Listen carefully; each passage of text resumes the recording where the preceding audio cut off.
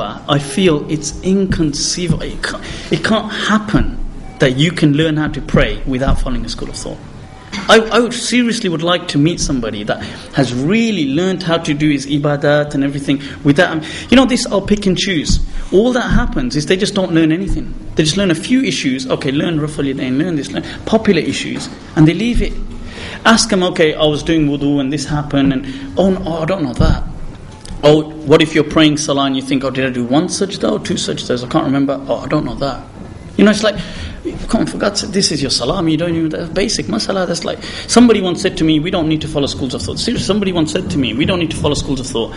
We are intelligent, intellectual beings, and we can kind of like choose. And this, I said, all right. I said, person's quite, he's maybe about in his 40s, and this. And so I said, okay, mashallah.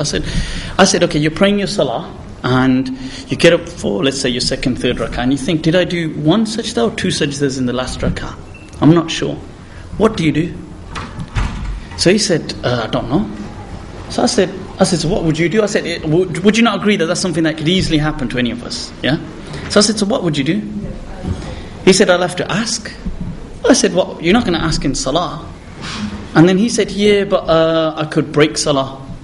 I said, yeah, but Sharia's given you a way to fix it. Why are you trying to break something that could be mended? And so he said, well, then he said, when we got into this, he said, look, listen, he said, this is all complicated.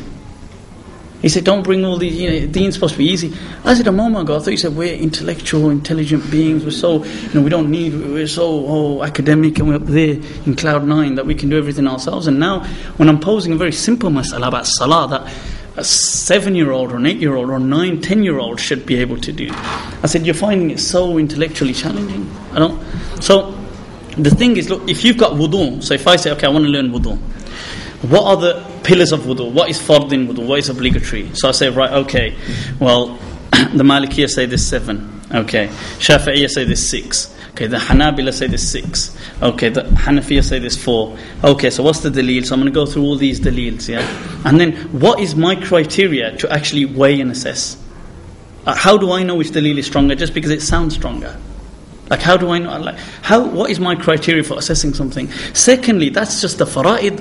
Now I've got to go through the sunan of wudu. I've got to go through the mustahabbat. What breaks wudu? What is makruh in wudu? And we're still on wudu.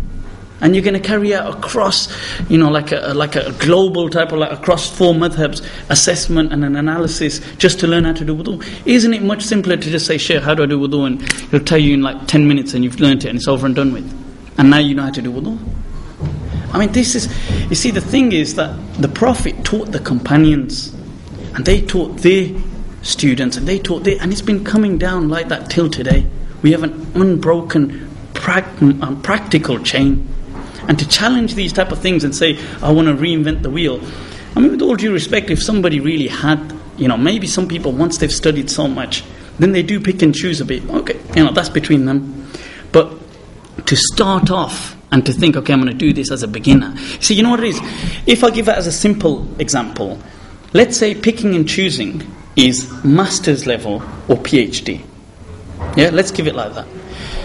When you're starting in, Key Stage 1, you've got Key Stage 2, Key Stage 3, 4, college, university, You're not, a little kid that's going to be in primary school is not going to want to start, or even if they're in secondary school, they can't say, pick it. That's how it works, you see. You haven't even done your GCSEs, you haven't even done this, you haven't done that, you've got to work through picking and choosing. Okay, the Sharia has catered for certain things, you can pick and choose, but get to that level. That will be up there. You get there, inshallah, do it. It's not, so that's, na'am. Alaykum salam. Mursal. Mursal hadith is when the tabi'i, the student of the Sahaba, he quotes directly from the Prophet.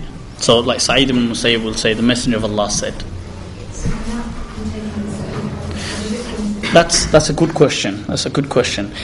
There is a split amongst scholars on that.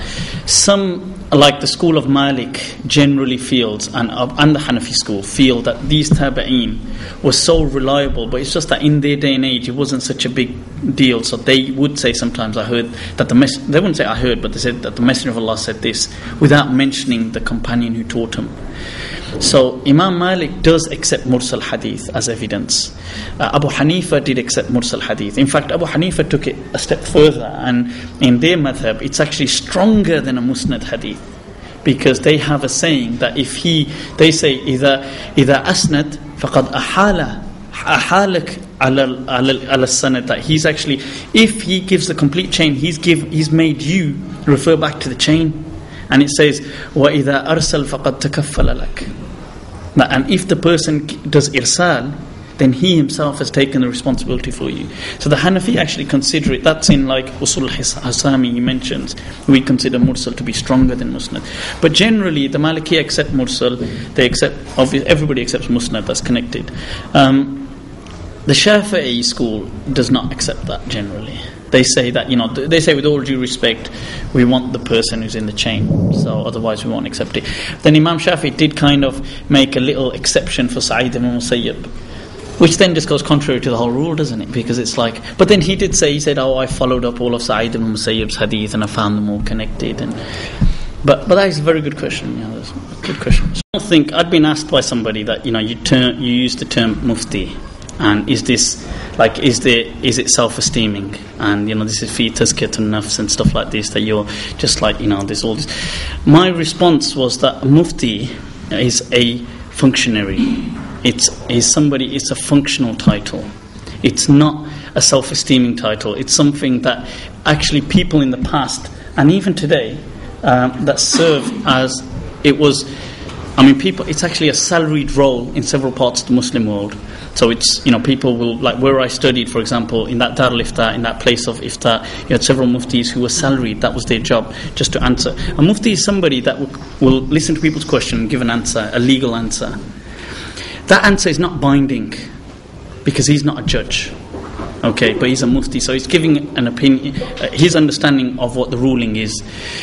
So I said that I didn't understand that there was any problem in using that title. It's not like saying something like Allama, somebody so knowledgeable, which is purely just based, it's just something to do with ilm. You're saying, I'm so knowledgeable, I'm so this. And I said I would feel that is like self-esteeming and things like that. But I didn't understand that the term mufti was, this is what I explained. And I did say, Al-Qurtubi in his Tafsir has this whole debate where under the verse where Yusuf alayhi salam is asked that, he tells the king, make me the treasurer.